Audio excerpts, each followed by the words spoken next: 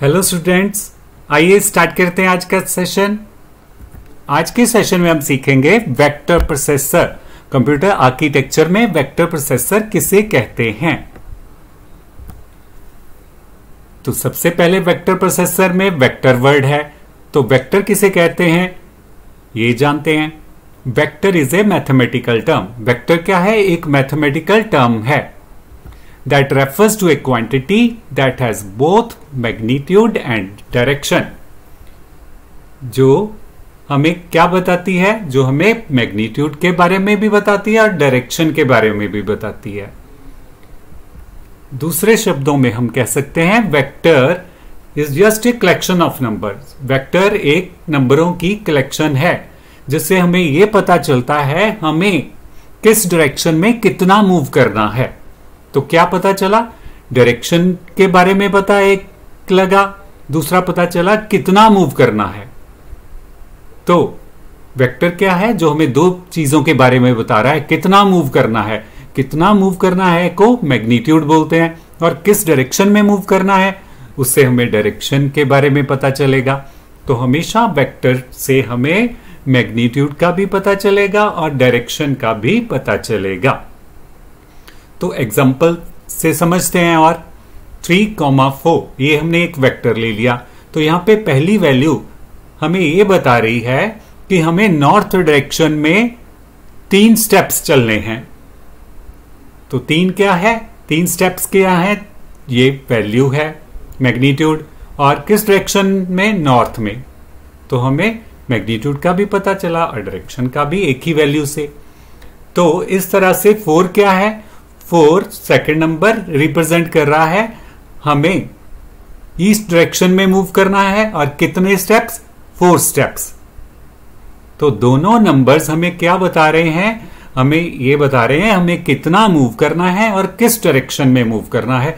ये हमें दो चीजों के बारे में बता रहे हैं, एक मैग्नीट्यूड के बारे में भी और एक डायरेक्शन। तो इस तरह से ये vector is a collection of values.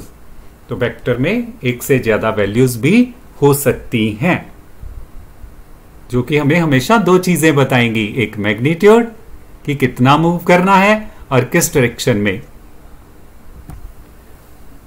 और कंप्यूटर साइंस में vector input is an array of number. Numbers की कलेक्शन को वेक्टर इनपुट कहा गया है कंप्यूटर साइंस में। और वेक्टर प्रोसेसर क्या करता है? Vector processor work on entire vector with a single instruction. Vector processor एक ही इंस्ट्रक्शन को यूज करके पूरे वेक्टर को प्रोसेस कर सकता है, उस पर वर्क कर सकता है। तो इसलिए इसे वेक्टर प्रोसेसर कहा जाता है। और इस टाइप की प्रोसेसिंग को वेक्टराइजेशन कहा जाता है। क्यों? क्योंकि ये पूरे वेक्टर की वैल्यूज को एक ही समय पे पैरेलली प्रोसेस करता है। एग्जांपल देखते हैं अब और क्लियरली समझते हैं वेक्टर प्रोसेसर की फंक्शनिंग को। यहां पे वेक्टर ए ले लिया, 1 2 3 4 वैल्यूज। दूसरे वेक्टर में हमने 10 20 30 40 वैल्यूज ले ली। तो यहां पे क्या हो रहा है? हमें सिंगल इंस्ट्रक्शन के साथ पूरा टास्क परफॉर्म करना है। हमें क्या करना है? वेक्टर ए से पहली वैल्यू लेकर वेक्टर बी से भी पहली वैल्यू लेकर मल्टीप्लिकेशन करनी है, और सेकंड वैल्यू को सेकंड वैल्यू से मल्टीप्लाई करना है, और वेक्टर ए की थर्ड वैल्यू को वेक्टर बी की थर्ड वैल्यू के साथ मल्टीप्लाई करना है, और इसी तरह वेक्टर ए की फोर्थ वैल्यू को वेक्टर बी की फोर्थ वैल्यू से मल्टीप्लाई करना है। तो ये सारे टास्क हमें एक ही समय पे करने हैं, एक ही इंस्ट्रक्शन के साथ। तो कैसे हो पाएंगे? एक ही स्टेटमेंट में, एक ही लाइन में।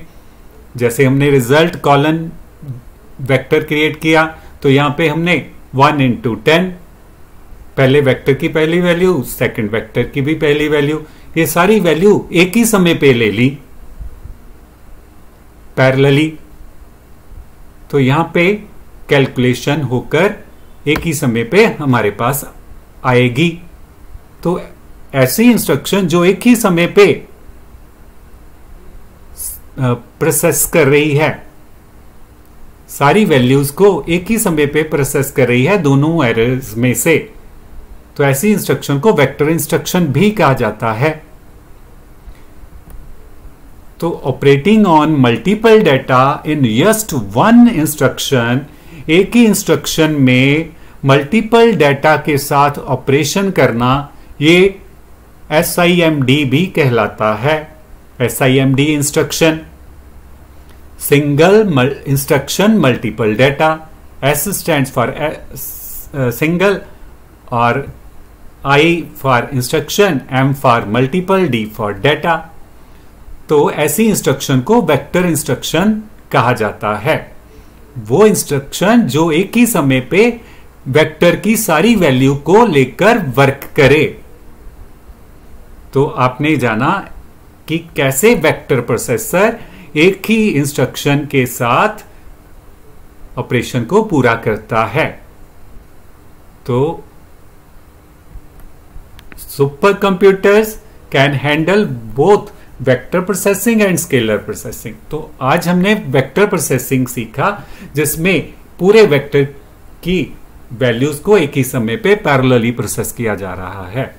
तो सुपर कंप्यूटर जो है वो वेक्टर प्रोसेसिंग भी कर सकते हैं, स्केलर प्रोसेसिंग भी कर सकते हैं। और दो तरह के आर्किटेक्चर हैं जो कॉमनली यूज किए जाते हैं पैरेलल वेक्टर प्रोसेसिंग के लिए। एक तो पाइपलाइन वेक्टर प्रोसेसर और अनदर है पैरेलल एरे प्रोसेसर। तो ये हम अलग सेशंस में इन पे डिस्कशन करेंगे। तो आज के सेशन में इतना ही, यहीं पे स्टॉप करते हुए मिलेंगे नेक्स्ट सेशन में नेक्स्ट टॉपिक के साथ। Till then have a nice time, thank you and bye bye, and keep on watching our channel and please do subscribe our channel. Thank you, bye bye.